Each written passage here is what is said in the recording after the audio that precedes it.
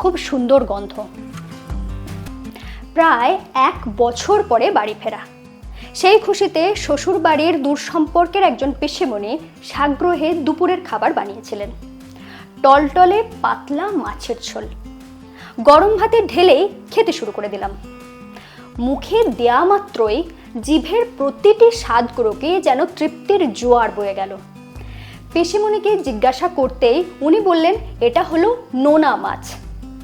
তোমরা আজকালকার বউ এসব রান্না কি করে জানবে? সঙ্গে সঙ্গে শিখে নিলাম।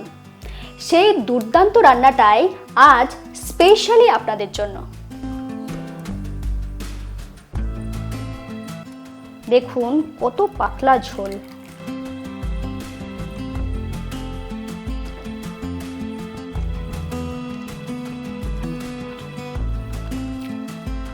ঘরোয়া মশলায় তৈরি খুব সহজেই রান্নাটা শিখে নিতে সঙ্গে রইলাম আমি ঋতুপর্ণা। আপনারা দেখছেন ঋতুর রান্নাঘর। পুরো রেসিপি দেখতে চান? তাহলে অবশ্যই কমেন্টে লিখে জানান।